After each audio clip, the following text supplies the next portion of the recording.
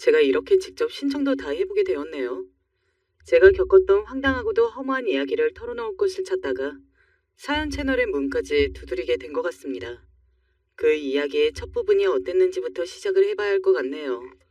여러분이 잘 들어주시고 생각을 해주시면 고맙겠습니다. 제가 20대 후반의 나이에 만난 여자가 있어요.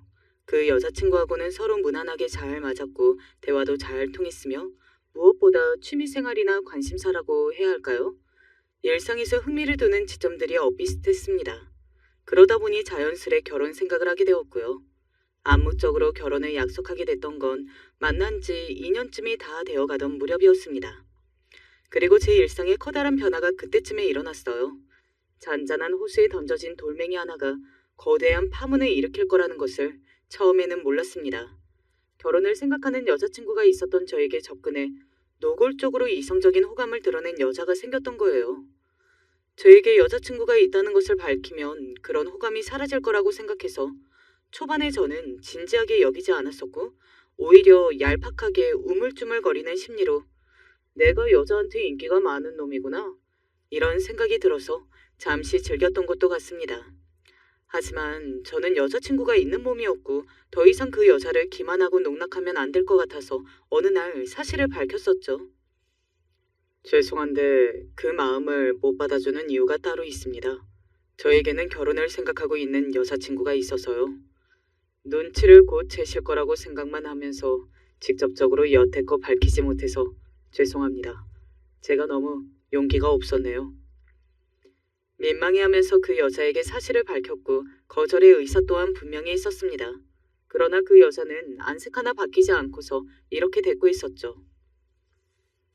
그래서요? 네? 그래서라뇨. 저는 여자친구가 있다니까요. 네, 그래서요. 저는 진작에 눈치를 채고 있었어요. 이 나이 또래 괜찮은 남자한테 사귀는 여자친구가 당연히 있을 거라고. 아예 처음부터 예상을 하기도 했었고요. 잠깐, 그러면 제가 여자친구가 있다고 생각을 하시면서도 저한테 자꾸 관심을 보이셨다는 건가요? 골키퍼 있다고 골이 안 들어갔냐는 말이 세상에 왜 있겠어요? 마음에 드는 상대가 있다면 직진해야 된다고 저는 그렇게 생각하는 여자라서요. 여자친구분이 있다고 해도 저는 상관없고요. 자신 있어요. 저를 좋아해 주셔서 감사하지만 제가 상관이 있고 자신이 없습니다. 저는 양다리 같은 거 절대 못 걸칠 성격이거든요. 이쯤에서 그냥 마음을 접어주시면 감사할게요. 아, 그러니까 지금 그 여자친구분이 문제라는 거죠? 생각해보니 그렇네요. 그 여자친구라는 분만 없었으면 지금 아무런 문제가 없었을 텐데요. 무슨 말인지 알아들었어요. 저는 대체 이 여자가 뭘 알아들었다고 하면서 고개를 혼자 끄덕거리는 건지 이해할 수 없었죠. 왠지 불길한 예감이 들기는 했었으나 말로만 혼자 음산하게 중얼거렸을 뿐 그 이상의 행동을 하진 않았었기에 저도 그냥 가만히 있었습니다. 그렇게 자연스레 해결이 될 줄 알았던 것 같아요. 하지만 아니었습니다. 그건 완전히 저의 착각이었어요. 그로부터 며칠 뒤 이제 저를 안 찾아오나 싶었던 그 여자가 다시 저의 주위에 나타났습니다. 그리고 마침 저는 여자친구와 서로 피곤한 가운데 감정이 크게 상할 일이 있어서 처음으로 싸우고 말았었죠. 딱 그런 때 그 여자가 저에게 변함없이 다가와서 본인이 저한테 그 누구보다 잘할 수 있다며 그런 말들을 해대니까 솔직히 흔들렸습니다. 제가 못난 놈이었죠. 그 여자에게 흔들리며 넘어가려고 하다가 간신히 정신을 다잡고서 그만하자고 더 이상은 얼굴 보는 일이 없었으면 좋겠다고 말을 했었는데요. 그러자 그 여자가 여태까지 본인을 가지고 논 거냐면서 펑펑 울었습니다. 제가 해명을 해봤지만 그 여자는 오히려 더 말을 멋대로 해석해서 꼬아듣더니 제가 여자친구와 진작 헤어지고 싶었지만 그러지 못하고 있는 거라고 받아들이더라고요. 그러더니 급기야 제 여자친구에게 직접 연락까지 했습니다. 제 휴대폰을 잠깐 사이 몰래 가져다가 그 안에 담긴 연락처들을 다 뒤져본 모양이었더라고요. 그것만 해도 소름이 돋았는데 여자친구에게 연락을 해서 저와 헤어지라고 강요를 한 부분이 더욱 소름이 돋았습니다. 저와 만나는 진짜 사랑은 본인이니까 제발 당장 헤어지라는 소리를 제 여자친구에게 엄청 해댔더라고요. 게다가 그 여자가 제 여자친구를 직접 찾아가서 온갖 난동을 피우고 저주를 퍼부었습니다. 여자친구의 직장으로 찾아간 것이기 때문에 그 직장 동료들이 다 상황을 보았고요. 심지어 그 여자가 본인이 피해자라고 주장을 해댔기 때문에 여자친구는 그 일로 심한 타격을 받았습니다. 결국 충격에 빠진 여자친구가 무서워서라도 저와 더 이상 만날 수 없다고 이별을 고했고 다니던 직장까지 그만둔 뒤 이사를 가버렸어요. 저는 그제야 이런 생각이 들었지요. 내가 제대로 똥 밟았구나. 여자 하나 잘못 만나고 잘못 눈에 띄어서 이렇게 됐구나. 괜히 여자한테서 커다란 호감을 받는 기분에 취해서 우쭐거렸던 것이 후회되었습니다. 하지만 이미 상황은 끝난 뒤였죠. 그렇게 저는 상황만 보자면 웬 여자한테 잘못 걸려서 그 추파를 제대로 뿌리치지 못한 채로 결혼까지 생각했던 여자친구를 잃게 된 것이었는데요. 자, 여러분, 여기까지 본다면 그 후로 어떻게 이야기가 흘러갔을 것 같나요? 뼈아픈 교훈을 얻은 제가 새로운 인생을 살았을까요? 아니면 헤어진 여자친구를 찾아가서 참회를 하고 어떻게든 다시 기회를 얻어보았을까요? 쉽게 예측되는 전개라면 그 정도가 있겠죠. 하지만 놀랍게도 아니었답니다. 제가 용서받기 위해 무릎을 꿇었던 것처럼 제 앞에서 무릎을 꿇은 사람이 있었습니다. 그건 바로 그 여자였습니다. 미안해요. 정말로 미안해요. 이럴 작전까진 아니었는데 나도 내가 왜 그랬는지 모르겠어요. 너무 좋아서 눈에 뵈는 게 없었나 봐요. 좋아하는 마음이 너무 커서 다른 것들은 전혀 신경 쓰지 못했나 봐요. 저를 너무나도 좋아해서 그랬던 것이라며 눈물을 쏟았어요. 이제 와서 하는 말이다만 그 여자가 외향적으로 제법 미인 소리를 들을 정도의 인물이었습니다. 아주 빼어난 미인은 아니었지만 그래도 어딘가 청순해 보이는 분위기를 가지고 있었어요. 쉽게 말해서 남자들이 보편적으로 선호하는 외모를 지녔다는 이야기였습니다. 그런 여자가 무릎까지 꿇고서 엉엉 우는데 아무렇지 않은 남자가 어디에 있겠어요. 마음이 약해져서 이미 끝난 일에 이럴 필요 없다면서 일으켜주고 말았습니다.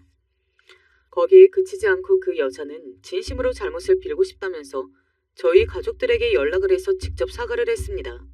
저는 그런 걸 원한 적도 없었는데 말이죠.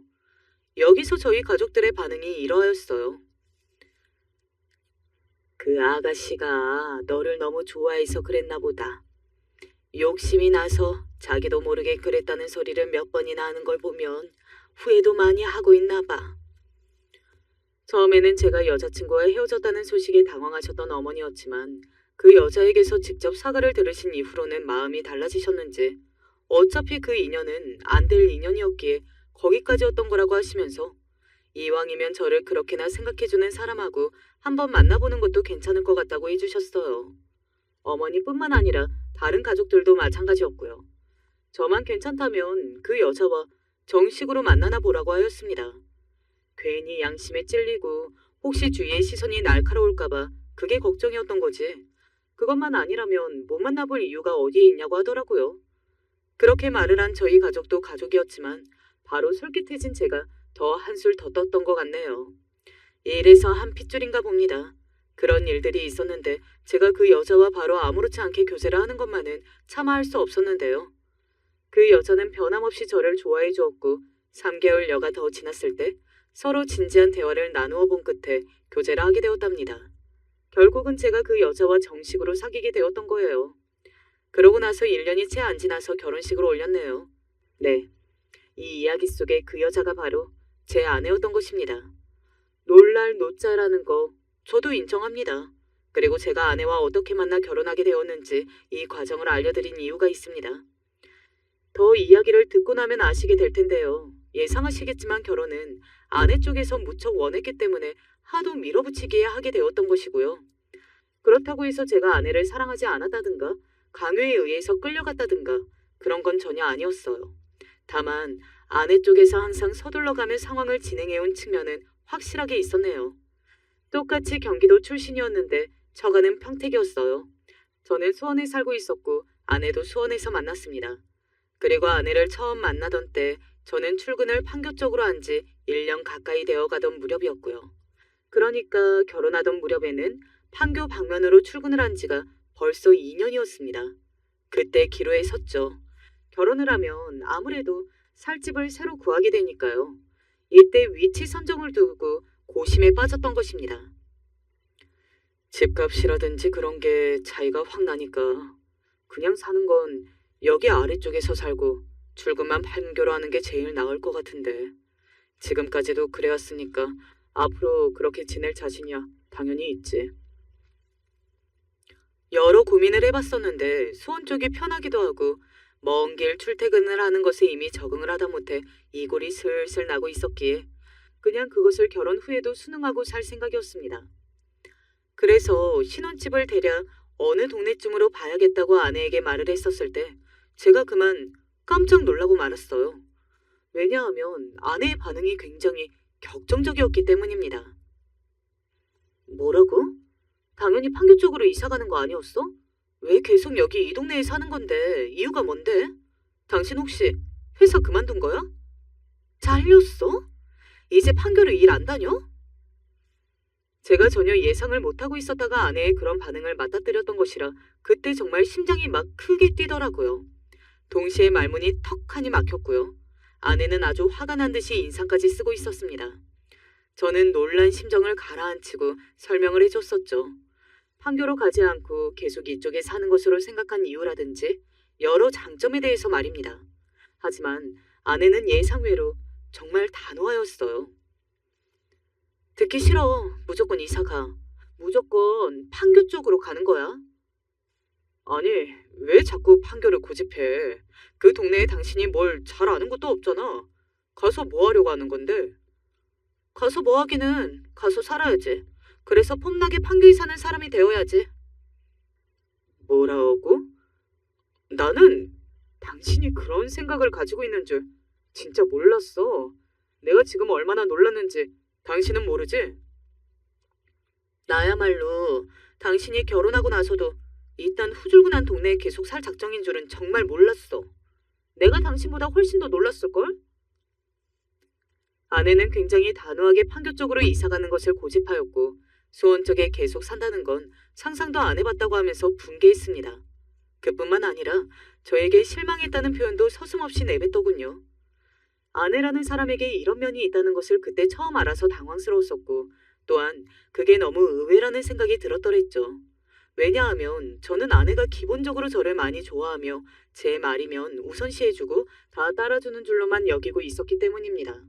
그래서 많이 당혹스러웠는데 저희 부모님의 집 문제는 위치가 좋은 곳으로 최종 결정해도 괜찮을 것 같다고 의견을 주셔서요. 가족들의 의견을 듣고 나니까 판교에 가까이 가서 사는 것도 확실한 장점이 있다고 생각이 되었습니다. 그런 와중에 마침 제가 생각하고 있던 그런 눈높이에 딱 맞는 매물들이 몇 개 나오게 되면서 일단 수원을 벗어나게 되었죠. 마지막까지 고민을 하기는 했습니다만 결국 성남 끝자락의 신혼집을 얻었습니다. 아예 딱 판교에 살았으면 이제 어디를 가든 판교 산다 이렇게 소개를 할 수 있었을 텐데 그건 좀 아쉽다. 판교나 여기나 사실 거기야 비슷해. 그래도 판교는 지금 여기보다 서울하고 더 가깝잖아. 아, 그게 중요한 거였어? 서울하고 더 가깝냐 뭐냐 그런 기준이 있었던 거야? 그런 건 기준이 있는지 물어보면 안 되지. 너무 당연한 이야기니까. 서울하고 안 가까이 살고 싶은 사람이 어디에 있어? 무조건 서울. 그게 아니면 서울 가까이에 살아야 이득인 거야. 당신은 가만 보면 세상 물정이나 그런 거에 좀 어두워 보여. 뭐 그런 점이 순박해 보여서 처음부터 매력적이라 생각했던 거지만. 아내는 정확히 판교에 살지 못하게 된 걸 아쉬워하였지만 그렇다고 신혼집을 마음에 안 들어하는 것도 아니었기에 그럭저럭 만족을 하는 듯 보였습니다. 부끄럽지만 제가 사회생활 하면서 이뤄놓은 것이 아직은 많이 없던 시절이었기 때문에 신혼집을 구하는 것은 부모님의 도움을 받았습니다. 저희 부모님이 아들 장가 보낼 때 지원을 해주시려고 예전부터 생각을 많이 하시면서 모아둔 것이 있었거든요. 그리고 제가 친누나가 한 명 있는데요. 저보다 3살 위의 누나는 이미 시집가서 애도 낳은 뒤였습니다. 매형하고 서울에서 만나 결혼한 사이였지만 일자리 문제로 부산에 내려가 자리를 잡았어요. 매형의 고향이 부산이었거든요. 또한 매형의 집안이 꽤 삽니다. 그러니 누나가 군말 없이 부산까지 내려가서 산다고 했던 것 같아요. 본인의 시댁에서 원치 지원을 하나부터 열까지 다 받으니까요.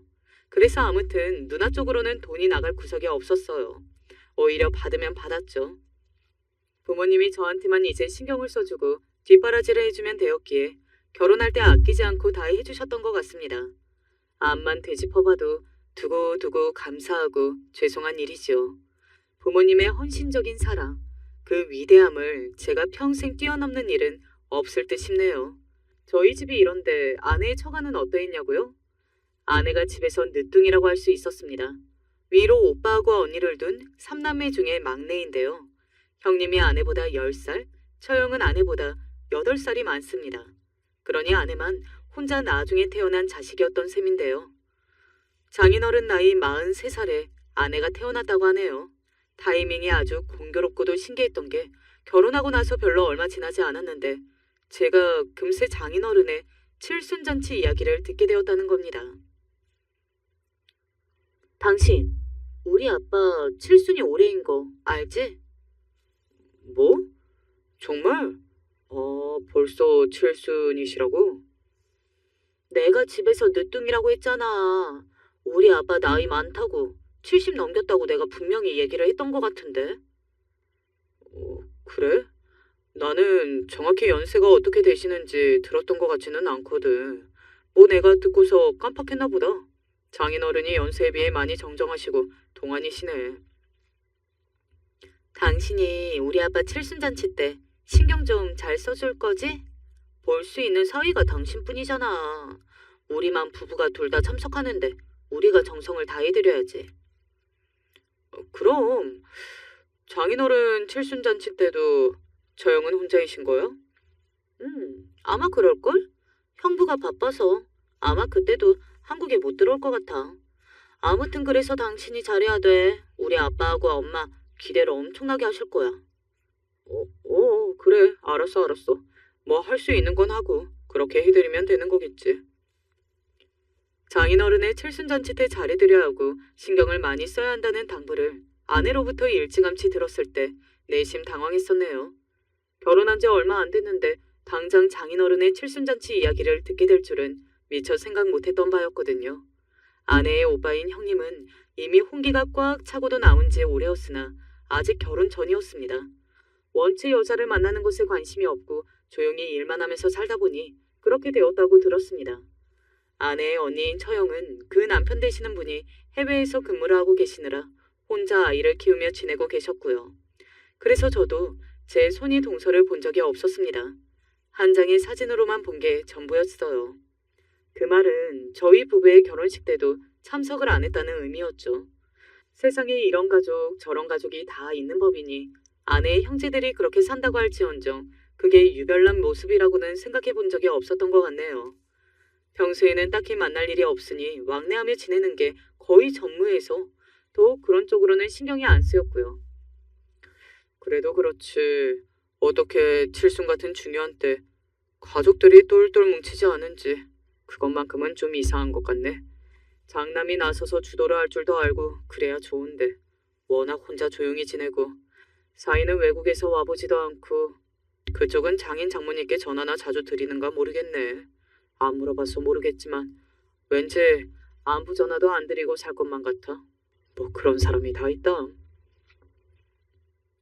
암만 해도 처가의 입장에서 의지가 될 만한 남자는 저 하나가 아닐까 싶기도 했었네요.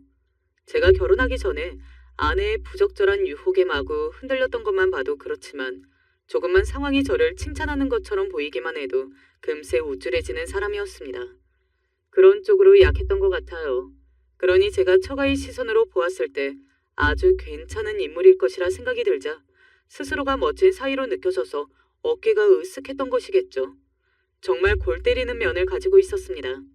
그래서 노골적인 표현을 써보자면 호구 잡혀서 지냈던 것 같아요.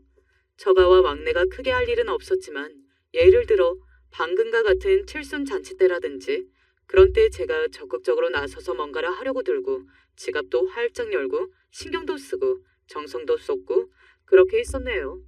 제가 아니면 처가에서는 그렇게 나설 인물이 전혀 없어 보여서 그랬던 건데요. 지금 생각해보면 왜 스스로 호구를 자처했는지 알 길이 없습니다. 아내는 저에게 당연한 듯이 마치 임무를 맡겨놓은 듯이 처가의 살신성인해야 한다 이렇게 말을 하였으며 저는 그걸 홀린 것처럼 따랐다는 게 아주 코미디예요. 저는 판교적으로 일을 나가는 평범한 회사원이었는데요. 그렇다면 제 아내는 무슨 일을 하던 사람이었는지 궁금하시죠? 다름은 아니고 서비스직에 종사하는 사람이었습니다. 처음 아내를 만났을 때도 그러 있었고요. 아내는 경기도 소재의 별로 유명하지 않은 4년제 대학을 나왔고 전공은 경영학과였으나 평범한 사무직과는 하등 거리가 먼 사회생활을 해온 바였습니다. 자리에 가만히 앉아서 하루 종일 컴퓨터를 두드리는 일이 적성에 안 맞았다고 하더군요. 그래서 사회 경력을 이어가는 것에 별다른 도움은 안 되고 돈도 크게 안 벌리지만 적성에 맞는 것을 찾아 서비스직에서 일을 하기 시작했었다고 그랬습니다. 하지만 적성에 맞았다고 보기에는 한 곳에서 꾸준하게 일을 해본 경력은 없더군요. 주로 몇 달 주기로 이곳저곳을 옮겨다닌 흔적뿐이었어요. 저를 처음 만났을 때 일을 하고 있었던 곳에서는 총 1년 3개월을 아내가 몸 담았습니다만 그게 최장으로 한 곳에 있어 본 것이었죠. 저와 사귀면서 결혼 이야기가 나오기가 무섭게 그곳에 일을 그만뒀었어요. 그러더니 결혼하고 나서 새롭게 일을 구할 거라고 했었고요. 아내는 그 말을 지켰더랬죠. 저와 결혼하여 성남의 끝자락에 자리를 잡은 뒤 2달이 지나갈 무렵에 일을 구했습니다. 당연히 이번에도 서비스직 일이었고요. 초반에 그 일은 얼마나 의욕적이며 열정적으로 했었는지 모릅니다. 정말 미안한데 나 다음 달에도 주말에 한 주 빼고는 계속 일을 나가야 할 것 같아. 또? 당신이 주말 근무를 거의 했었잖아. 그런데 다른 사람들은 뭘 어쩌고 당신이 주말에 또 나가야 돼? 다른 사람들은 주말에 바쁘대? 주말에 안 쉬고 싶은 사람이 어디에 있어? 정말 너무하네. 아니, 꼭 그런 건 아니고 내가 일을 나가고 싶어서 그래. 요새 매장이 주말에 주로 바쁘잖아. 매출도 평일보다 훨씬 잘 나오는데 내가 주말에 나가서 열심히 좀 하고 싶어. 그리고 솔직히 말해서 나보다 멀티가 잘 되는 사람이 없거든. 손님 응대도 하고 판매대도 관리하고 계산까지 다 동시에 실수 없이 되는 사람이 나밖에 없어. 그러니 내가 더 주말에 근무를 나가줘야지. 어? 잠깐만. 당신이 거기서 제일 신입 아니야? 다른 사람들은 몇 년씩 일을 했다고 그러지 않았어? 몇 년 된 사람들도 있고 몇 달 된 사람들도 있고 그런데 아무튼 내가 제일 들어온 지 얼마 안 된 해병아리지. 뭐 근데도 내가 최고로 일을 잘하니까 나도 이게 이해가 잘 안 돼. 잘할 줄 아는데 못하는 척 뺄 수도 없잖아. 나는 그러고 싶지도 않아. 내가 빠르게 익힌 근무 요령들을 다른 사람들한테도 알려주고 싶어. 그러려면 내가 주말에도 나가면서 솔선수범하는 걸 보여줘야 할 것 같아. 당신이 그렇다면야. 그래, 열심히 한번 잘해봐. 대신에 너무 지나치게 무리하지는 말고 살살 해, 살살. 알았어. 당신 말 듣고 살살 해볼게. 아내가 얼마나 성실하게 의욕을 불태웠던지 모릅니다. 제가 오죽하면 쉬엄쉬엄 일을 다녔으면 좋겠다고 생각을 하면서 너무 열심히 하지 말라고 그런 소리를 계속 해줄 정도였어요. 그러면서 저는 속으로 어느새 아내와 열심히 하루하루를 살아가며 미래를 준비하는 그런 평범하고도 이상적인 부부의 모습이 되었구나 싶어서 속으로 흐뭇했었습니다. 저희 부부가 솔직히 첫 만남의 모습이 썩 그렇게 적절하지는 못했잖아요. 첫 단추는 이상하게 끼웠었다고 보는 게 맞았죠. 아내하고 정식으로 교제를 해볼지 말지도 상당히 고민이 많았었고요. 결혼도 너무 뜨겁게 사랑해서 평생 같이 살고 싶어서 했다기보다는 그냥 상황이 왠지 결혼 쪽으로 흘러가니까 하게 된 것에 가까웠습니다. 그랬던 과거의 모습들이 있었기에 어느새 이렇게나 멀쩡히 잘 살고 있는 일상이 더욱 가슴 벅차올랐던 것 같습니다. 일에 욕심을 내는 아내의 모습 또한 저희 부부와 결혼 생활을 더욱 공고하게 해주는 것이었죠. 그러나 그 일을 시작했던 지 5달하고도 일주일 만에 아내는 그 일을 그만두었습니다. 어느 날 지치고 힘든 얼굴로 집에 와서 그러더라고요. 나 오늘 일 그만두고 왔어. 퇴사하고 오는 길이야. 일을 그만뒀다고? 이렇게나 갑자기? 대체 왜? 무슨 일이라도 있었어? 그게 사실은 나 여태 왕따를 당해왔거든. 처음에는 의뢰 겪을 수 있는 텃세라고 생각해서 참았었고, 나아질 거라고 기대를 쭉 가졌었는데, 이제는 안 되겠어. 도저히 못 버티겠어. 내가 당신을 생각해서라도 참고 일을 하려고 했었지만, 이제는 한계야. 정말로 미안해. 아니야. 그런 일로 왜 당신이 미안해야 돼? 잘못한 건 그 사람들인데. 괜찮으니까 사과하지 마. 나는 정말로 괜찮아. 당신이 걱정일 뿐이야. 아내가 거실 바닥에 주저앉아서 한참을 서럽게 우는 모습은 제 눈시울마저 뜨거워지게 만들었습니다. 그동안 왕따를 당하는 내색 한 번을 안 해왔던 아내가 대단하기도 했고, 동시에 그럼에도 제가 남편으로서 예민하게 눈치를 채주지 못했던 것이 미안하기도 하였습니다. 제가 너무 둔하고 모자란 남편이었다는 생각이 들더군요. 반성이 되었어요. 그래서 너무 인간관계의 대일대로 되어서 지치고 힘들어하는 아내를 성의껏 달래주었고 편하게 안정을 취하며 쉬도록 이끌어 주었습니다. 그래서 아내는 일을 안 다니고 그냥 그때부터는 집에서 쉬는 사람이 됐었던 것이고요. 아내는 다시 일을 구하고 누군가와 함께 근무를 하는 것이 두렵다고 말하였습니다. 그 사람들이 왜 왕따를 시킨 거냐고 제가 물어봤었을 때 아내가 무거운 한숨을 내쉬며 대답해 주기를 질투를 사서 그랬다고 하더군요. 서비스 직종의 특성상 여성 비율이 높잖아요. 아내가 일했던 곳은 특히나 전원 여성들이었는데요. 그 사람들이 아내를 질투했다고 그랬습니다. 일을 시작하자마자 남자 손님들에게 호감 어린 눈빛을 받고 혼자 미소를 받고 심지어는 추파 비슷한 것까지 받는 아내의 모습을 보고서 같이 일하는 사람들이 전부 질투를 하여 왕따를 시키기에 이르렀다고 하는 것입니다. 여자 손님들만 상대할 수도 없는 노릇이었고 그렇다고 해서 남자 손님들에게 딱딱한 응대를 할 수도 없었기에 아내는 항상 일을 하는 동안 가시방석이었다고 그랬어요. 남자 손님들이 자꾸 아내에게만 상냥한 태도를 보이는 현상이 계속되니까 왕따에서 벗어나기가 너무 힘들었다고 하더군요. 그런 전말을 알고 났을 때 솔직히 말해서 제 안에 든 감정은 첫 번째로 난감함이었습니다. 여자들의 질투가 그렇게나 집요하고 악랄하다는 것도 놀라웠으나 남자 손님들이 그렇게나 제 아내에게만 호의적으로 굴었다는 대목을 제가 남편으로서 어떻게 받아들여야 할지 모르겠더라고요. 당연히 일단 어이가 없고 화가 나기도 했었죠. 자기 여자가 다른 남자한테 그런 눈빛들을 항상 받아왔다고 하는데 그걸 좋아할 남자가 어디에 있겠습니까? 그러니 저도 당연히 그런 이야기를 듣고 나니까 너무 싫었어요. 그러면서도 이 모든 과정이 다소 허무맹랑하게 들려서 맥이 빠지는 것 역시 어쩔 수 없었습니다. 암만 생각을 해도 황당하더라고요. 나이 먹고서 사회생활 한다는 사람들이 얄팍한 질투심으로 한 사람을 왕따시켰다는 대목은 우선 그냥 넘어가면 안 될 것 같다는 결론에 이르게 됐었는데요. 제가 직접 아내가 일했던 곳에 찾아가서 따져보기라도 하려는 마음을 먹었던 때였습니다. 그런 제 마음을 한 아내가 아연실색을 하며 저를 말렸어요. 아니야, 그냥 찾아가지 마. 만약에 당신이 거기 찾아가면 나 그때부터 당신 안 볼 거야. 나 이거 진심이야. 내가 어린애도 아닌데 사회생활하면서 겪은 일로 남편이 나서고 이러는 건 좀 아닌 것 같아. 왜 그렇게 따지고 들려고 해. 그냥 넘어가면 돼. 아내가 정색을 하며 그러기에 저는 다른 수 없이 납득을 했었네요. 아내는 그 후로 그냥 전업주부 생활하기 시작했습니다.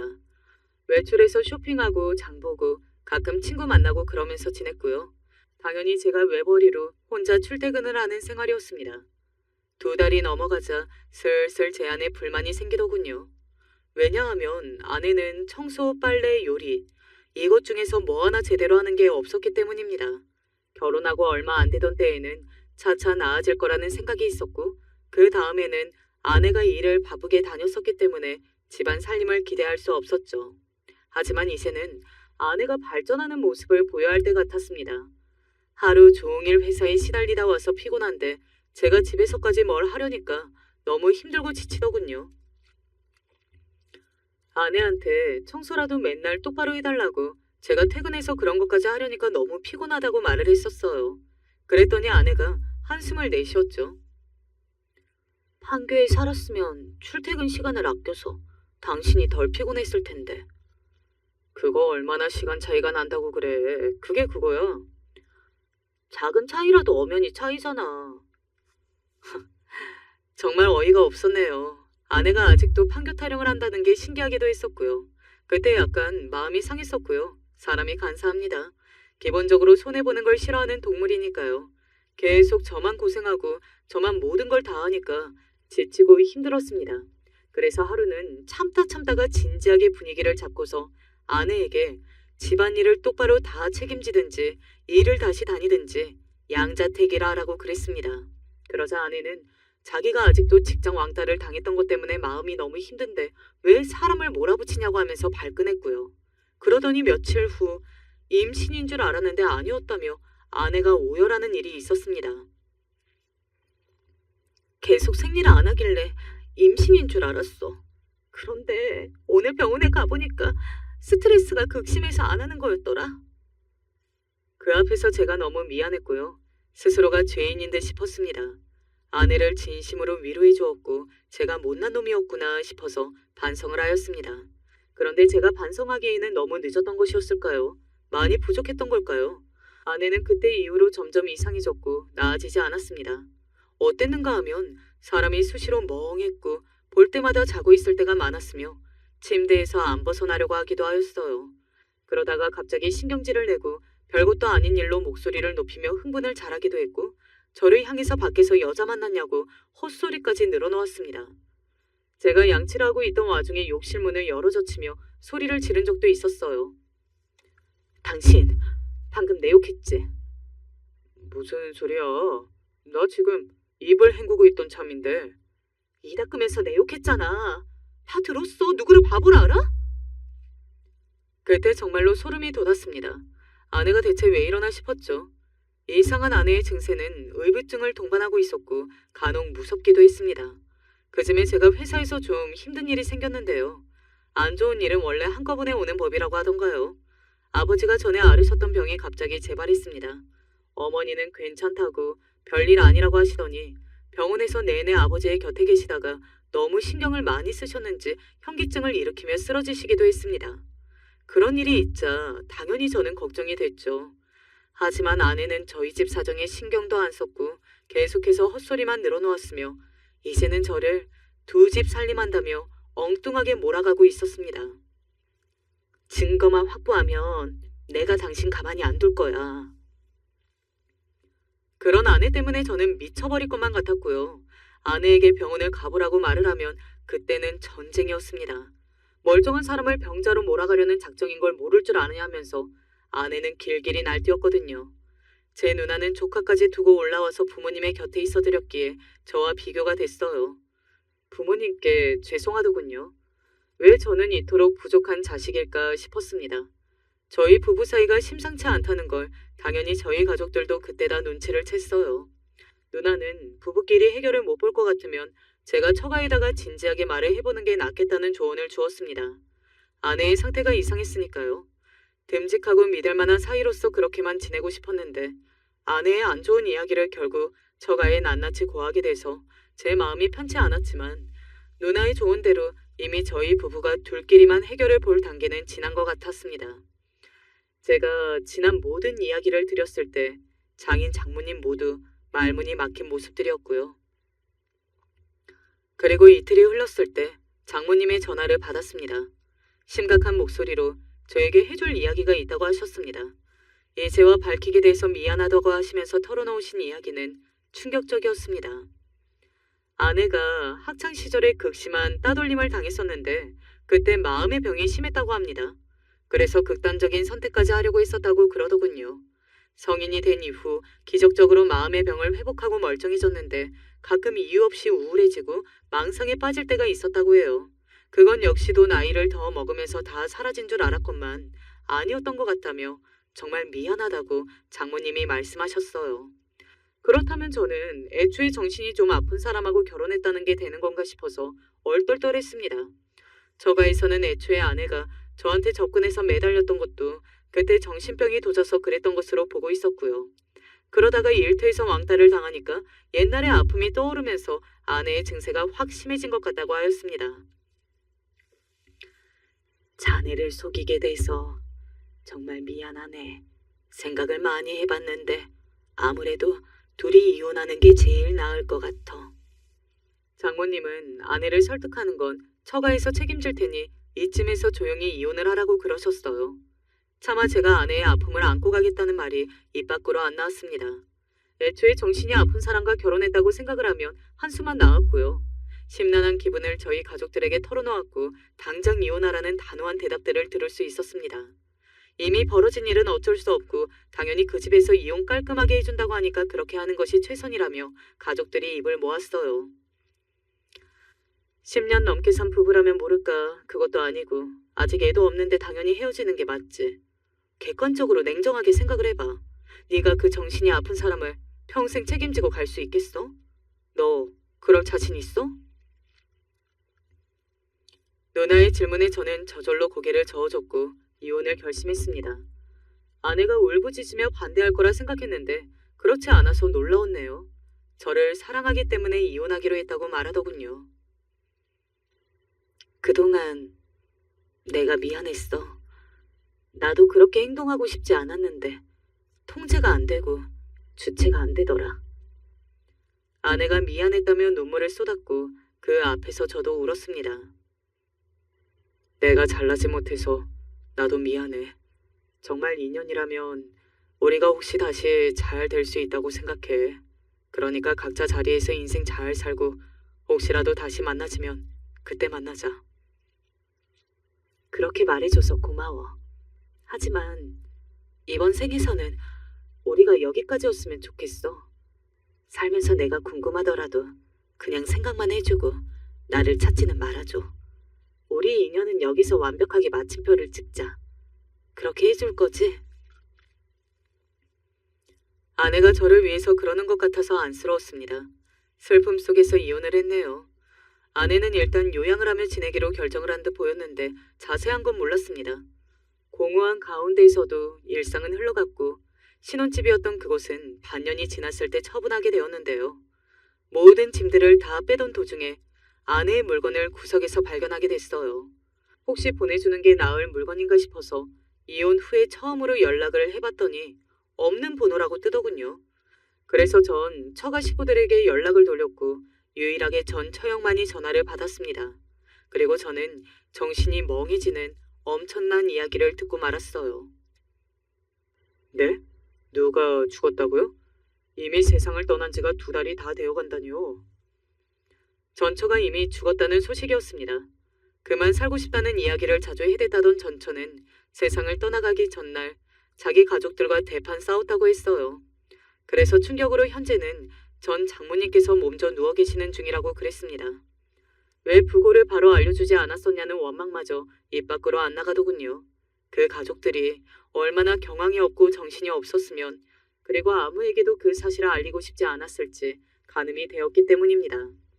전처가 지금 어디에 있냐고 물었던 저는 바다 위에 뿌려져서 자유롭게 여행 중이라는 대답을 듣고 눈물이 났습니다. 전처가 생전에 그걸 원했다고 하더군요. 그 바닷가 앞에 따로 찾아갔던 제가 전처를 향해서 미안한 심정을 전했었습니다. 산 사람은 그래도 살아야 하기에 앞으로 잘 살겠다는 다짐 역시도 전처가 잠든 바닷물을 보며 했었죠. 계속 내부에서 힘든 게 많았던 회사도 그 이후로 과감하게 그만뒀고요. 새로운 곳에 찾아가서 도전했습니다. 성공적으로 이직을 해낸 저는 열심히 입지를 다져가는 재미에 빠져서 바쁘게 살았네요. 제가 이전보다 훨씬 더 일을 열심히 하며 사는 모습에 지인들이 놀랐고 많은 응원을 보내주었습니다. 그런 과거가 있었기에 선뜻 새로운 여자가 만나지지는 않았던 것 같아요. 그래서 빨리 재혼을 한다든가 하는 건 엄두도 못 냈었죠. 다행히 부모님 2분 다 건강하시고 누나 또한 걱정 없이 잘 살았습니다. 그러던 어느 날 운명 같은 일이 벌어졌던 건데요. 종종 연락하고 지내온 고등학교 동창 녀석하고 오랜만에 얼굴 보고 만나게 되었어요. 옛 친구는 오랜만에 만나도 안 어색한 게 신기하더군요. 한참 술잔을 기울이며 대화를 나누는 동안 각자 일하는 이야기도 떠들었고 저의 지난 결혼 생활 이야기도 나왔었죠. 그리고 나서 바로 이틀 뒤였습니다. 그 친구로부터 전화가 갑자기 오더라고요. 본인이 지금 부모님께 좋은 식사를 대접하려고 진작 예약했던 곳에 와 있는 참이라고 했습니다. 서울의 유명 호텔이었고요. 저는 친구 녀석이 특급 호텔에서 부모님 모시고 식사하는 걸 자랑이라도 하나 싶었건만 그게 아니었어요. 야, 내가 방금 누구를 본 줄 알아? 못 믿겠지만 이게 사실이야. 친구의 격앙된 목소리를 들었을 때도 감흥이 없었던 저는 다음 순간 심장이 멎는 줄 알았습니다. 그곳에서 제 전처를 봤다고 하는 겁니다. 자리가 구역이 나눠져 있어서 그쪽을 계속 볼 수는 없지만 방금 전에 분명히 저희 전처가 식사를 하러 온 것을 봤다는 겁니다. 하지만 이미 죽은 사람이잖아요. 그럴 리가 없었죠. 게다가 이 녀석이 제 전처 얼굴을 그렇게나 잘 기억하고 알아봤다는 대목도 이상했고요. 그러나 친구는 단호하게 바로 이틀 전에 저를 만나 대화를 했었기 때문에 그 바람에 저의 전처에 대해서 생각을 하고 있던 참인지라 절대 헷갈린 게 아니라고 했습니다. 아무리 그래도 그게 무슨 말도 안 되는 소리야. 식사 자리나 잘 마치고 들어가. 저는 태연히 가장하며 전화를 끊었습니다. 그래놓고서 당장에 그 호텔로 출발을 했어요. 뭐에 홀린 듯이 미친 사람처럼 그냥 호텔을 향했습니다. 그리고 호텔의 레스토랑에 딱 도착을 했을 때 정말 놀라운 광경을 목도했고요. 제 아내였던 세상을 떠난 지 이미 3년이 다 되어가는 제 전처가 바로 제 눈앞에 있었습니다. 식사를 마치고 나오던 참이었고 말끔한 원피스 차림이었으며 옆에는 정장을 빼입은 남자가 있었는데 저의 동년배증으로 보이더군요. 저와 눈이 딱 마주친 전처가 얼어붙었습니다. 그걸 보고 제가 완전히 확신했죠. 제 눈앞의 인물이 제 전처라는 사실을 말입니다. 전처는 옆에 있던 남자에게 화장실 좀 다녀오겠다며 말을 하고 재빨리 혼자 걸음을 옮겼어요.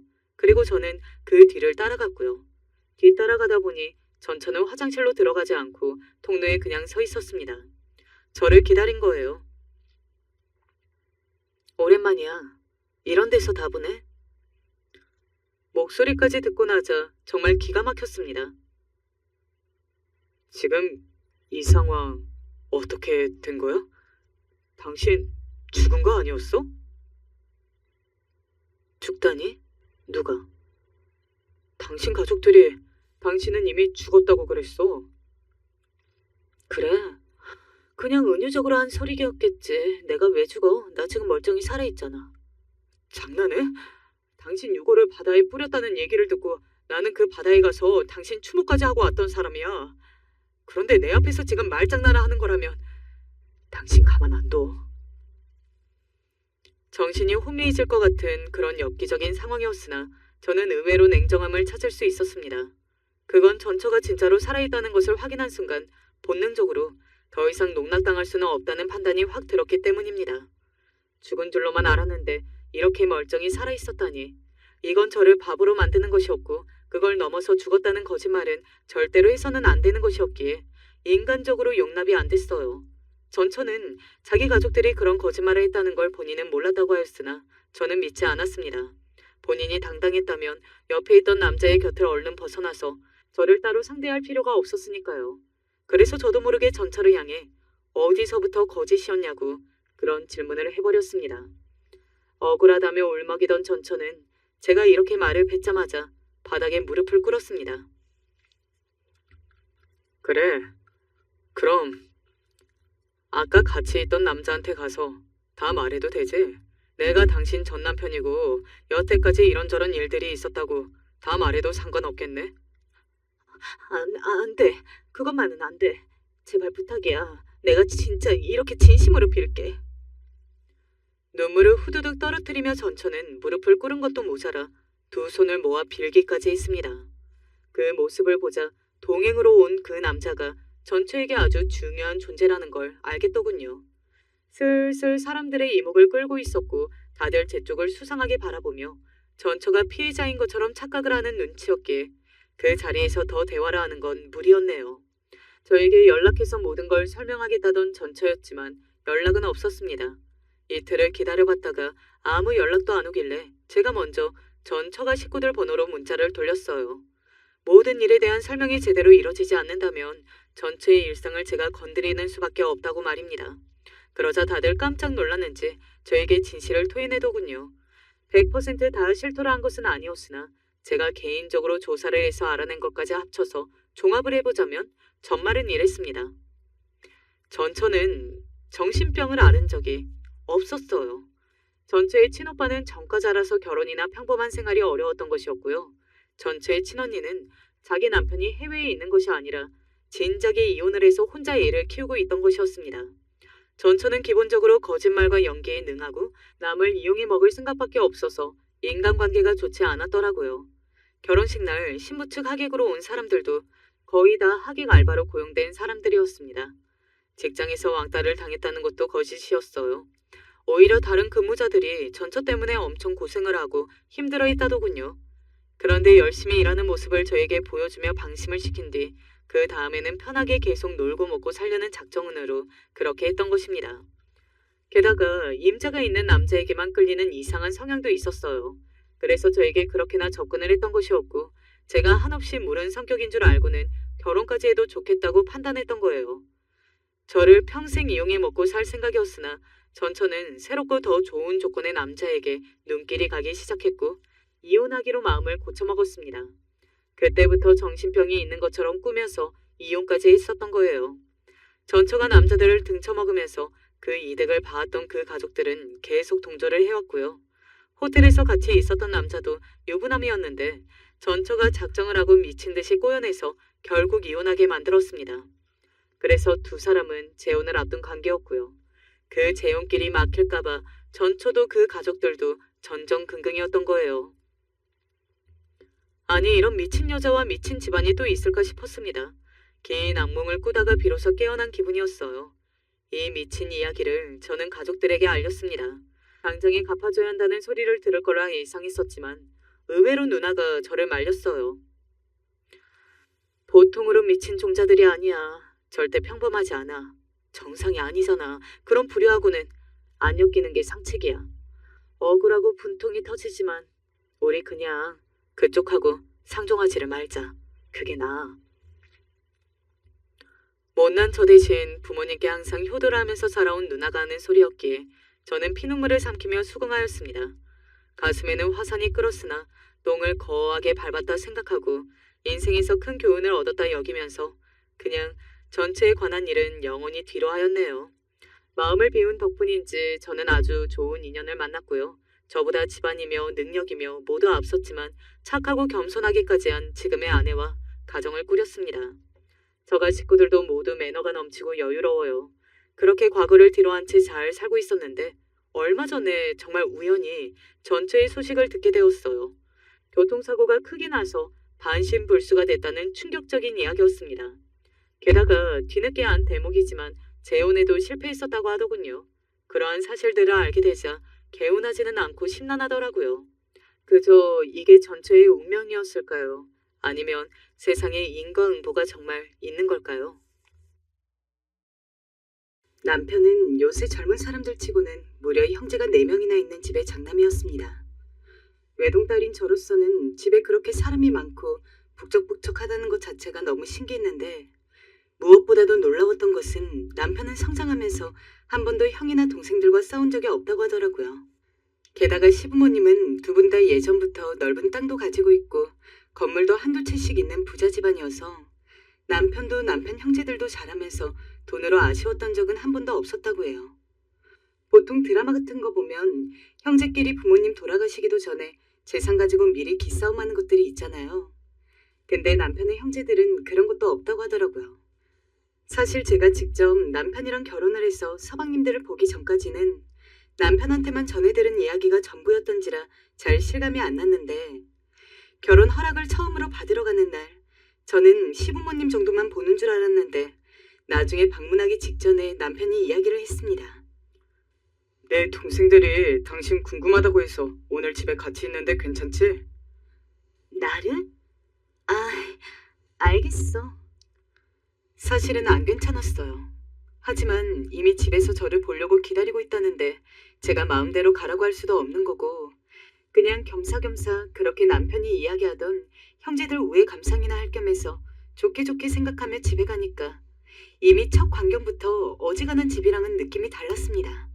덩치 큰 남자들이 부엌에 우르르 들어가서는 상을 차리겠답시고 냉장고에서 반찬을 꺼내고 요리를 하고 온갖 부산을 다 떠는데 그냥 딱 그 모습만 보더라도 진짜 사이좋게 자라왔다는 걸 알겠더라고요.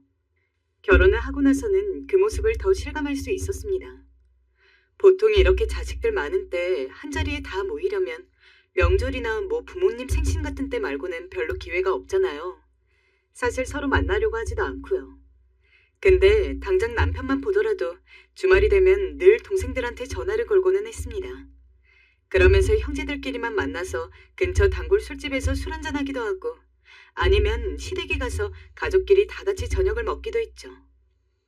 당신 원래 이렇게 서방님들이랑 자주 만나? 근데 지금은 애들이 다 바빠서 예전이랑 비교하면 오히려 많이 못 만나는 편인데. 솔직히 처음에는 좀 적응하기 힘들었던 것 같아요. 제가 낯을 조금 가리기도 하고 특히나 시댁은 누구에게나 부담이 되는 존재잖아요. 솔직히 어지간히 살가운 며느리들처럼 서방님 서방님 하면서 얘기도 자주 걸고 어머님이랑 아버님한테 애교도 부릴 수 있으면 좋겠지만 성격상 그게 도저히 안 되다 보니까 식사 자리에 가서도 꼭 꽂아놓은 보릿자루가 된 느낌을 자주 받고는 했습니다. 세아가 이것 좀 들어봐라. 네가 이거 좋아한다면서.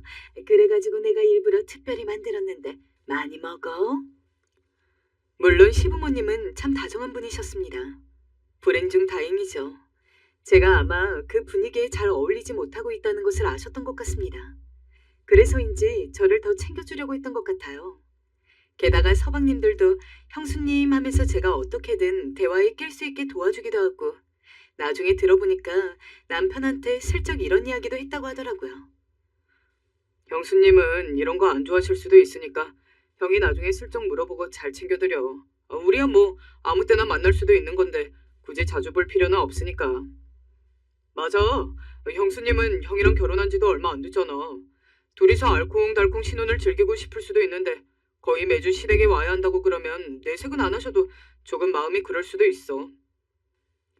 그래도 사람이 노력하면 뭐라도 된다고 어느 정도 시간이 지나니까 저도 그래도 동서들이랑 반쯤은 친구처럼 이야기도 하고 지내게 되고 시부모님한테도 예전보다는 조금 애교스러운 말도 할 수 있게 되고 서방님들도 과거보다 훨씬 더 편해져가지고 이제는 가끔 심심하면 남편한테 먼저 우리 시댁 가서 저녁이나 먹을까?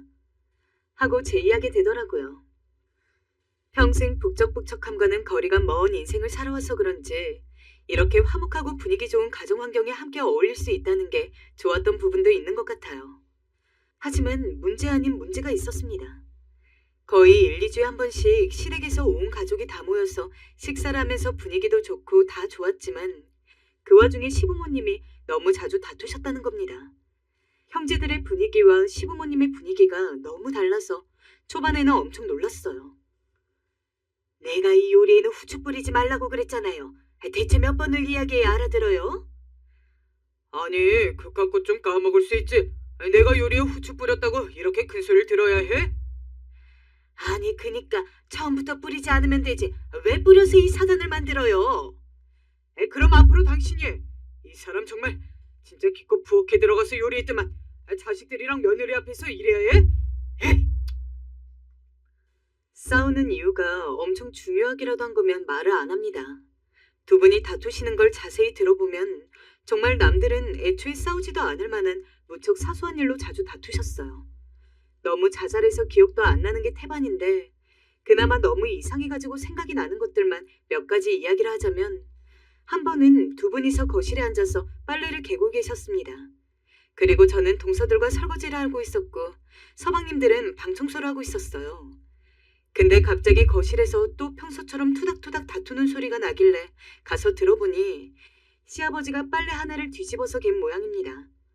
근데 시어머니가 그걸 가지고 시아버지에게 삿대질을 하면서 아니, 대체 빨래를 몇십 년을 갰는데도 이런 거 하나 구별을 못해요?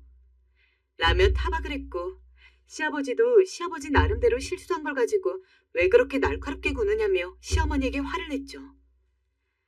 아니, 왜 그니까 빨래 하나도 제대로 못 개냐고요? 으이그, 답답해. 뭐야? 이 사람이 지금 누구 보고 답답하대?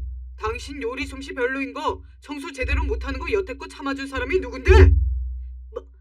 뭐라고요? 누가 뭘 못해요? 지금까지 잘만 먹어놓고는 이런 어이없는 양반을 봤나? 그나마 서방님들이 일찍이 말렸기 때문에 두 분의 싸움은 그런 식으로 일단락됐지만 정말 그 사이에서 뭐라 해야 할지 너무나 뻘쭘하고 민망했어요. 이후에도 솔직히 두 분 사이가 그렇게 좋아 보이지는 않았습니다. 딱 봐도 그때 싸운 여파로 냉전 관계가 이어지고 있는 것 같았죠. 또 한 번은 가족끼리 모여서 보쌈을 시켜 먹고 있을 때였습니다. 시어머니는 원래 보쌈을 먹을 때 아무것도 안 찍어 드시는 스타일이고, 시아버지는 반대로 일반 사람들보다 장을 더 듬뿍 찍어서 먹는 스타일이었는데, 시아버지가 본인 먹을 보쌈을 젓가락에 짚고 쌈장을 푹 찍어서 그릇으로 가져가다가 시어머니가 딱 먹으려고 집은 보쌈에 장이 떨어진 것입니다. 당신은 장을 찍어 먹을 거면 좀 적당히 찍어서 가져가야지. 이게 뭐예요? 내가 먹을 보쌈까지 장이 묻었잖아요. 아니, 장 묻어서 먹기 싫으면 내려놓고서 다른 거 먹으면 되지. 뭘 그렇게 유난이야, 유난은? 유난이라뇨? 내가 싫으면 싫은 거지. 말도 못해요? 누가 말하지 말래? 그렇게 신경질 내면서 말하니까 짜증난다는 거지? 왜 그렇게 사람이 매사승질이야? 그날도 서방님들이 두 분을 말리느라 애쓰고, 처음 한두 번이야 그냥 조금 예민하셔서 그런 거겠구나 싶어도 매번 만날 때마다 그런 식으로 싸우는 모습을 보고 있자니 왜 두 분은 나한테도 잘해주시고 다른 동서들한테도 잘해주시고 남편이나 서방님들한테도 좋은 부모님인 것 같은데 정작 두 분은 사이가 안 좋으신 거지 라는 의문이 들더라고요. 여보, 혹시 어머님이랑 아버님 사이가 별로 안 좋으셔? 어째 우리가 밥을 먹으러 갈 때마다 싸우는 것 같은데. 너무 궁금해서 참다가 나중에는 제가 남편한테 물어봤습니다. 그래도 남편은 아들이니까 부모님이 왜 그렇게 자주 싸우는지 알 것 같아서요. 그랬더니 아니나 다를까 남편은 다 안다는 듯이 고개를 끄덕이면서 저한테 이야기를 해줬습니다. 두 분 젊었을 적에 아버지가 어머니한테 좀 잘못을 해서 그래. 아버님이? 무슨 잘못을? 말하자면 긴데 말이야.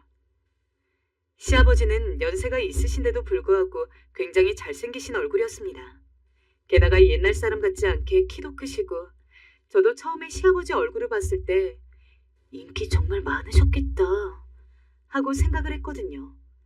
근데 잘생긴 사람은 얼굴값을 한다는 게 옛날부터 전해져 오던 말인 건지 실제로 시아버지가 시어머니랑 결혼을 한 지 얼마 안 되었을 시절, 그러니까 젊으실 적에 여자들이 꽤나 따랐다고 합니다. 결혼을 했는데도 말이죠. 뭐 그냥 여자들이 시아버지를 좋아하고 마음에 담아두는 거야 누가 뭐라 할 수가 없겠지만 문제는 시아버지도 그런 인기를 즐기셨던 모양이에요. 여자들이 시아버지를 부르면 시어머니한테 말을 안 하고 나가서 놀다가 들어온다던가 심지어는 몇몇 여자들한테는 본인이 결혼했다는 사실을 숨겼다고 하더라고요. 이걸 다행이라고 해야 할지 아니라고 해야 할지 모르겠지만 일단 두 집 살림 같은 건 안 하셨다는 게 확실한데 그렇다고 해서 바람을 피지 않는 거라고 하기에도 참 애매모호하고. 근데 문제는 우리 엄마는 이 사실이 드러나기 전까지 정말 아버지가 그런 행동을 하고 있을 거라고는 상상도 못 하셨어. 워낙 아버지를 찰석같이 믿으셨거든. 근데 엄마가 알게 된 계기가 참... 엄마와 예전부터 친한 친구가 있었는데 아버지가 하필 그 친구랑 바람을 피셨나 봐. 사랑한다 어쩐다 말도 하고 마침 그 친구네 집에 놀러갔던 우리 엄마가 그 장면을 딱 목격하면서 알게 된 거지.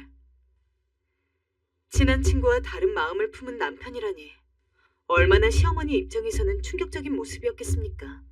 다른 사람도 아니고. 아버님이 너무하셨네. 아무리 그래도 바람은 아니지. 아무튼 그래서 그 사건 때문에 두 분이 사이가 안 좋으신 거야? 그렇지 뭐. 그 일 뒤로 아버지가 특별히 어머니한테 사과를 제대로 한 것도 아니고 옛날 분들이라 이혼까지 할 생각은 못 하셨을 거야. 게다가 자식들도 넷이나 있는데 그냥 애들 보고 어찌어찌 살다가 지금까지 온 건데 엄마 입장에서 그때 느꼈던 충격이 가실 리가 있겠어. 그제야 이해가 가더라고요. 왜 어머님께서 아버님에게 그토록 틱틱거리시는 건지, 아버님은 또 그걸 못 참고 그러시는 건지. 허나 어쨌든 저는 며느리이고 옛날 분들이라 그런지 그렇게 좋지 않은 사이로 지내면서도 이혼 이야기를 안 꺼내셨다길래 그냥 그런가 보다 하고서 있었습니다. 많이 늦기는 했지만 내심 지금이라도 두 분이 사이가 잘 풀리기를 바라면서요. 그 뒤로 별일만 없었다면 저는 분명 그 이야기를 언젠가는 잊었을 겁니다. 하지만 일이 터졌죠. 어쩐 일인지 딱 남편과 그 이야기를 나누고 하루가 지나서 시어머니가 온 가족들을 소집했습니다. 보통 서방님들이나 저희 남편이 먼저 시댁에 가자고 이야기를 꺼내서 다 같이 모였지. 한 번도 시어머니가 먼저 저희를 부른 일은 없었기에 저나 남편이나 무슨 일인가 싶었죠. 그리고 저희는 주말에 시댁에 가자마자 거실에 둘러앉아서 시어머니에게 충격적인 이야기를 듣게 되었어요. 우리 이제 각자 갈 길 가기로 했다. 네? 어머니, 그게 무슨 말이에요, 갑자기? 이혼이라도 하시겠다는 거예요? 엄마, 아버지랑 또 싸우셨어요? 아무리 그래도 그렇지 이혼이라뇨. 그런 말씀 함부로 하시는 거 아니에요. 함부로 하는 거 아니다. 나 정말 결심했어. 네 아버지랑 이렇게는 못 살아. 저도 그렇고 남편도 그렇고 모두가 벙이 쪄버렸습니다. 생각지도 못한 황혼 이혼 선언이었죠. 아니, 불과 얼마 전에 남편과 이야기해서 옛날 분들이라 이혼까진 생각 안 하신 것 같다느니 어쩐다느니 이런 이야기를 나눴는데 갑자기 이혼이라니. 욕심이라면 욕심일 수 있겠지만 저는 두 분이 이혼하는 게 너무 싫었습니다. 시아버지도 시어머니도 각자 저랑 동서들한테 참 잘해주시는 좋은 분들이었고 지금 이렇게 온 가족이 모이는 게 행복하고 즐거운 이유도 시어머니든 시아버지든 한 분도 빠짐없이 다 같이 있기 때문인데 만약에 두 분이 이혼해서 따로 살게 되면 아무리 모인다고 하더라도 이전만큼 하하호호 웃으면서 즐길 수도 없을 것 같고 하지만 시어머니의 입장은 굉장히 단호하셨어요. 남은 재산은 너네한테 미리 증여해서 줄 거고 몇 달 안에 너희 아버지가 여기서 나가기로 했으니 그런 줄 알아라. 아버지, 정말 결정하신 거예요? 아니, 말씀을 해보세요.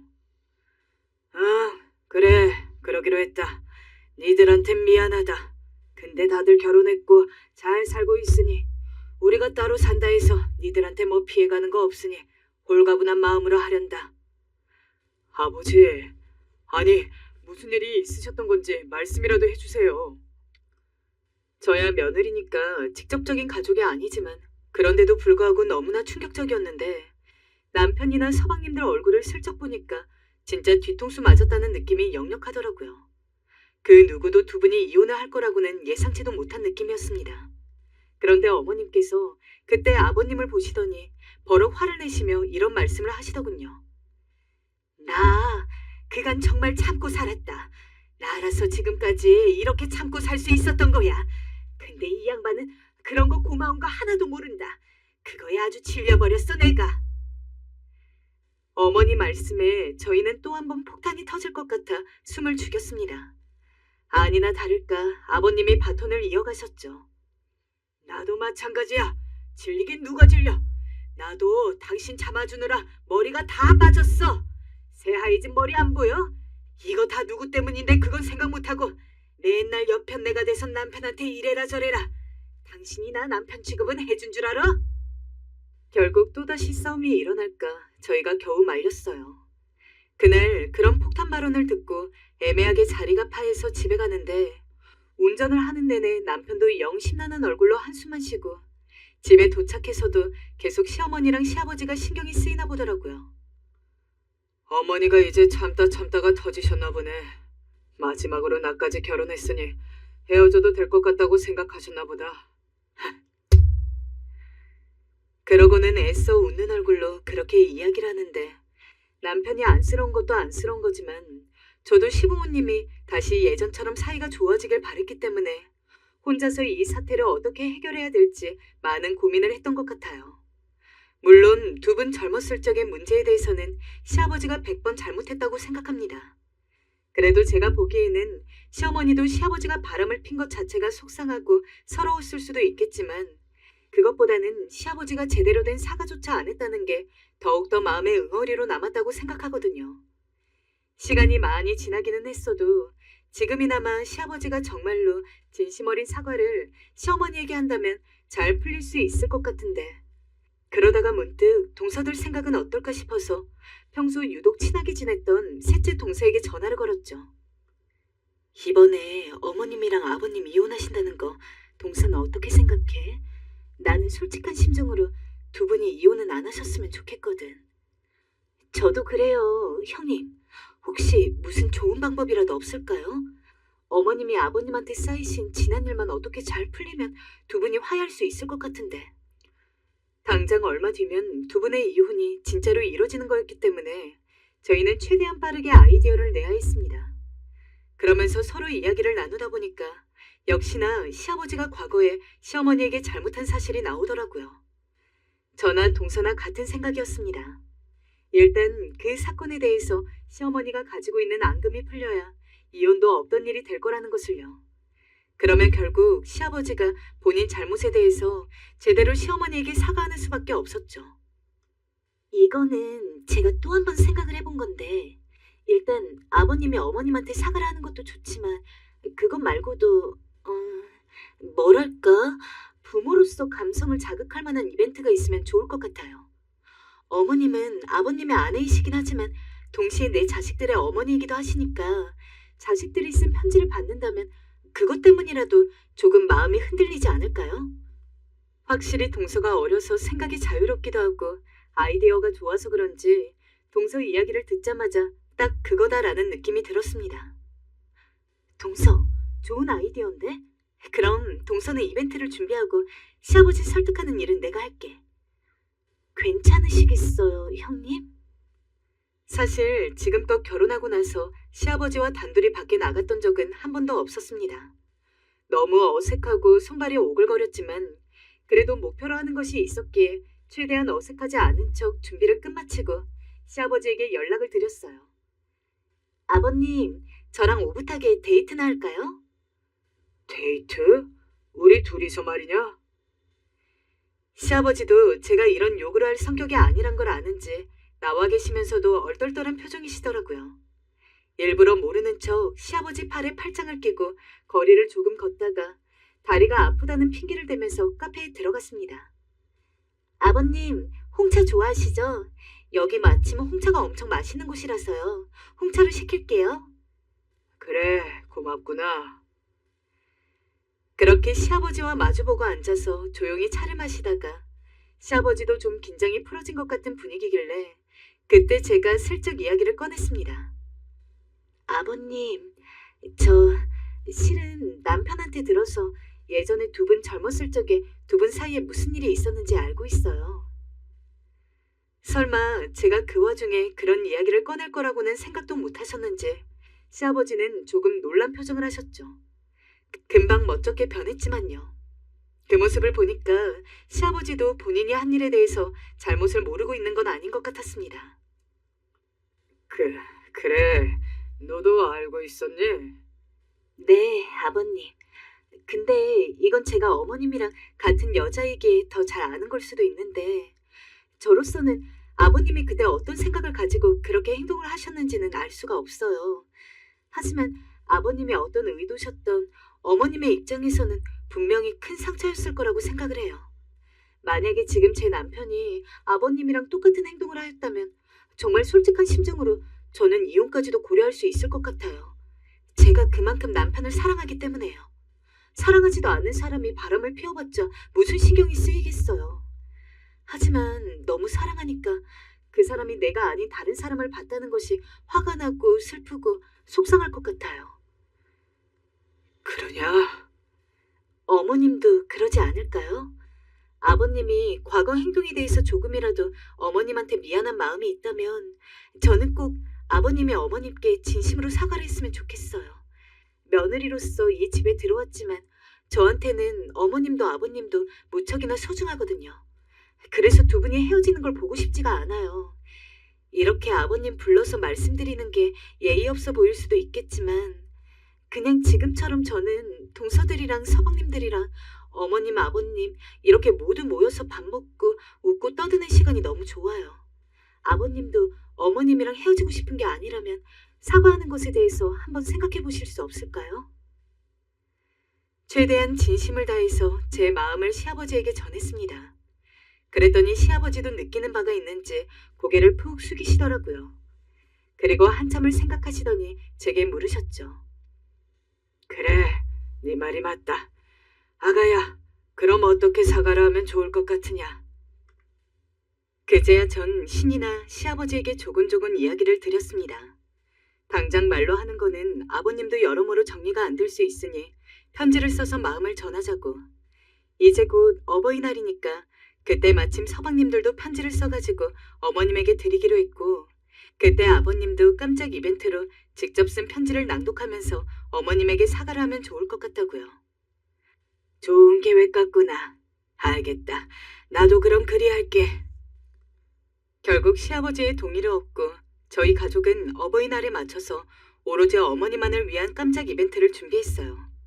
시어머니 몰래 다른 가족들끼리 모여서 편지를 확인하고, 남편이랑 서방님들 어렸을 때 사진 같은 걸 모아서 영상 만드는 쪽 일을 하는 동생의 도움을 받아 엄청 부드러운 배경 음악도 깔아서 감동적인 동영상까지 만들었죠.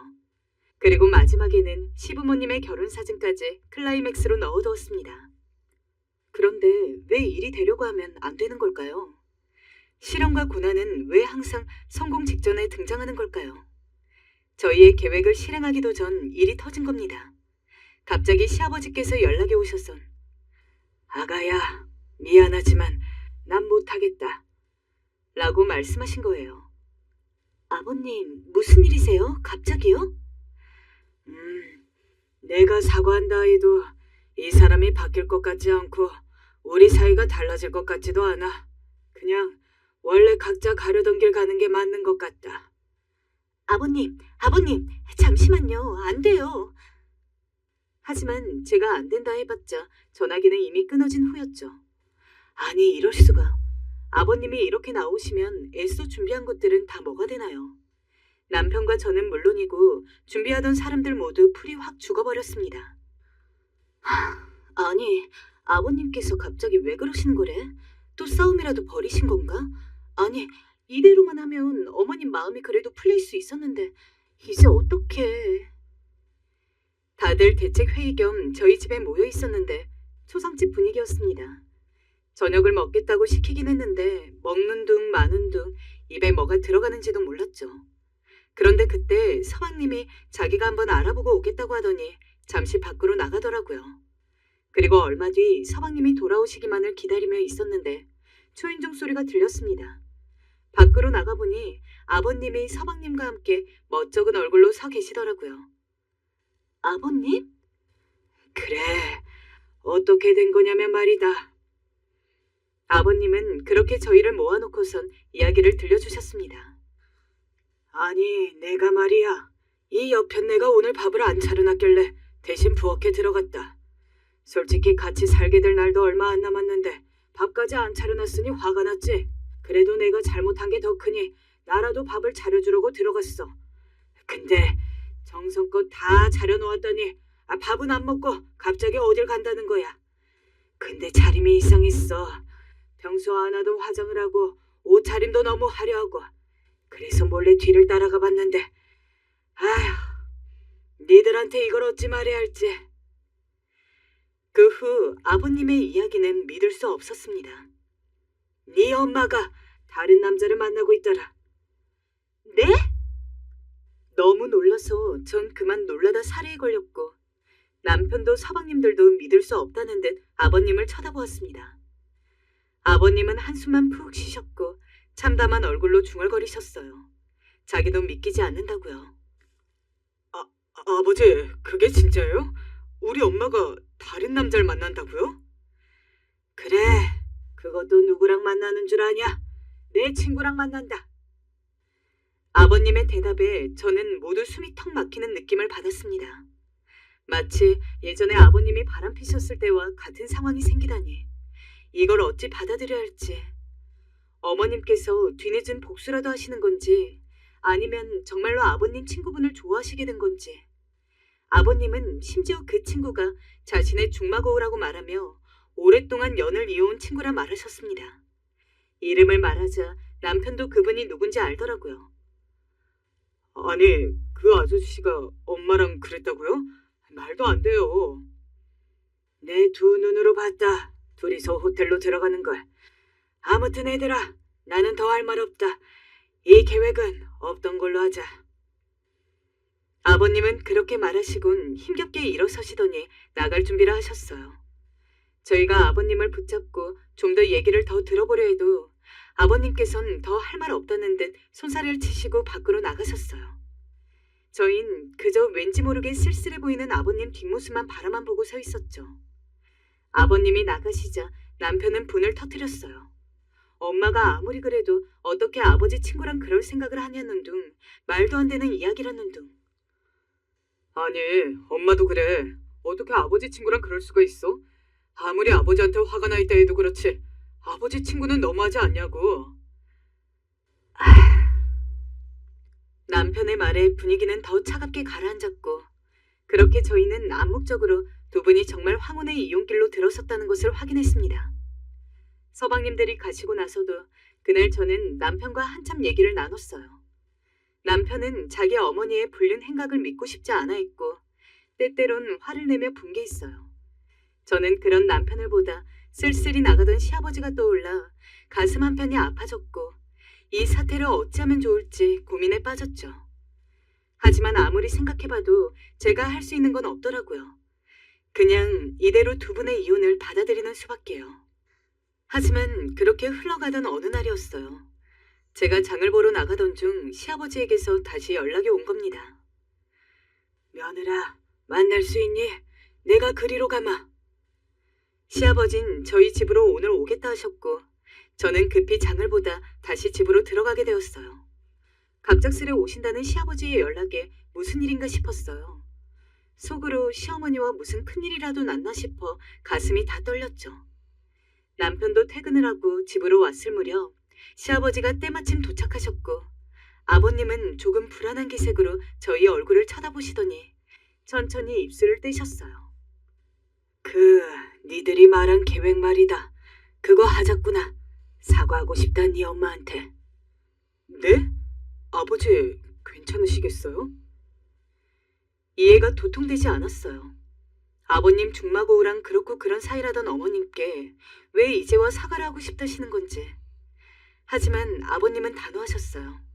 이왕 하기로 한 거 끝까지 하고 싶다면서 사과하는 내용의 편지를 준비하겠다고 하더라고요. 내가 과거에 어쨌든 잘못한 건 맞지 않느냐. 그건 사과하고 싶어서 그런다. 그러니 그대로 하자꾸나. 아니, 아버지, 그래도 너네들은 준비하던 거 계속 준비해라. 어버이날에 보자꾸나. 배웅은 하지 말아라. 그러고 아버님은 뭔가 결심한 얼굴로 저희를 보시다 일어나 밖으로 나가셨어요. 저나 남편이나 어리둥절하긴 했지만 아버님 뜻이 워낙 강경하니 저희는 아버님의 결정에 따를 수밖에 없었어요. 그리고 서방님들을 다시 불러 아버님 뜻을 전했습니다. 아버지가 그렇게 말했다고요? 네, 그러셨어요. 도대체 무슨 일인 거죠? 저도 모르겠어요. 그래도 아버님이 하시겠다고 했으니 준비하던 거는 마저 이어나가요. 서방님들도 저처럼 아버님을 이해하기 힘들어 했습니다. 하지만 일단 아버님이 그렇게 하시고 싶다 하니 그 뜻을 들어드리기로 했죠. 저희 계획은 이랬습니다. 여느 때처럼 다 같이 모여서 밥을 먹다가 아무 말도 없이 어머님을 뺀 모든 가족이 하나둘 방으로 들어가고 갑작스러운 상황에 어머님이 당황해하는 모습을 보이면 제가 나와서 미리 찍어둔 동영상을 틀고 남편부터 순서대로 짧은 편지를 읽은 다음에 마지막에 시부모님의 결혼사진이 나오면 그때 시아버지가 딱 등장해서는 본인이 쓰신 편지를 읽는 거였습니다. 그러면 감동을 받은 시어머니가 눈물을 흘리는 그런 흐름. 계획을 전부 짜고 나니까 너무 떨리더라고요. 저희가 어떻게 하는지에 따라서 시어머니의 마음이 바뀔지 안 바뀔지가 결정이 되는 거였으니까요. 그리고 대망의 어버이날, 시아버지와 이혼을 결심한 뒤로 굳이 가족들끼리 모이고 싶지 않은지 계속해서 거절하는 시어머니를 힘겹게 설득을 해서 온 가족이 이전처럼 다 같이 모여서 식사를 했습니다. 정말 평소처럼 재밌는 이야기들 나누면서 웃고 떠들다가 제가 슬쩍 눈짓을 주면서부터 이벤트가 시작됐어요. 우선 남편이랑 제가 먼저 일어나서 방에 들어갔습니다. 아니, 쟤네는 왜 갑자기 말도 없이 방에 들어가? 벌써 다 먹었나? 어리둥절한 시어머니의 목소리가 저희가 있는 방까지 들렸습니다. 하지만 그 말에 아무런 답변도 하지 않은 채 나머지 서방님들이 먼저 일어나서 우르르 다른 방으로 들어가고 그 이후는 동서들, 마지막은 시아버지였습니다. 이게 뭐 하는 거야? 모두가 들어간 뒤 자리에서 일어날 생각도 못한 채 얼떨떨한 어투로 말하는 시어머니 목소리가 들리자 저는 밖으로 나가서는 핸드폰과 거실 TV 화면을 연결해서 미리 찍어둔 동영상을 틀었습니다. 여전히 상황 파악이 안 되는 시어머니는 TV 화면만을 뚫어지게 보다가 제 남편이 먼저 나와서는 편지를 읽자 무언가 자신을 위한 이벤트인 걸 눈치챈 모양이었어요. 시어머니는 처음엔 멀뚱히 화면을 보시다가 조금씩 눈물을 글썽이셨죠. 엄마, 저 아들 승환이에요. 엄마, 지금까지 저희 키워주시고 고생해주셔서 감사합니다. 항상 감사드린다고 말하고 싶었는데 그간 제대로 말 못했던 것 같아요. 감사합니다. 그리고 사랑합니다, 어머니. 어머님, 저 미연이에요. 어머님, 저 처음 이 집에 들어왔을 때 말도 잘 못하고 제가 성격도 무뚝뚝해서 많이 답답하셨을 텐데 어머님이 저 친딸처럼 아껴주시고 챙겨주셔서 너무 감사했어요. 덕분에 잘 적응한 것 같아요. 앞으로 어머님 잘 모시는 며느리가 될게요. 항상 건강하고 오래오래 제 옆에 있어주세요, 어머님. 얘네는 무슨 이런 걸 준비해. 남편과 제가 쓴 편지까지 전부 가벼운 낭독이 끝났을 무렵 드디어 동영상에는 시부모님의 결혼 사진이 올라왔습니다.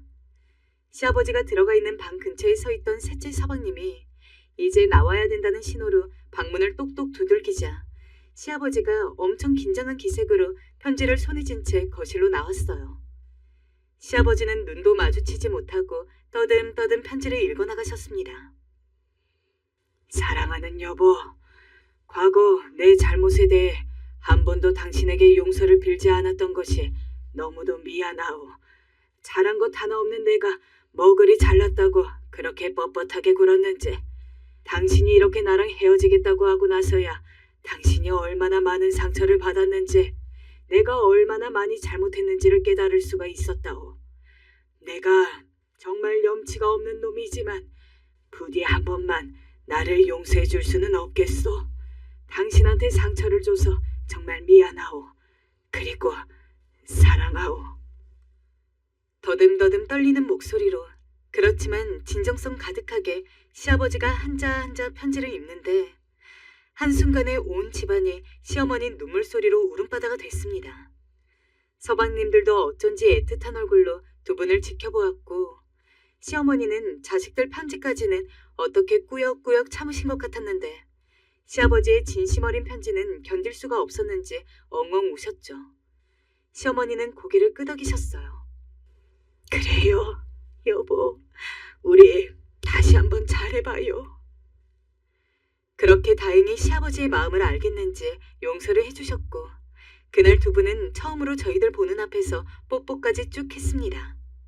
그리고 시아버지는 그제야 저희를 불러 모아 머쓱한 표정으로 어머니가 중마고우와 바람피는 걸 보았던 그 이야기를 자세히 해주셨어요.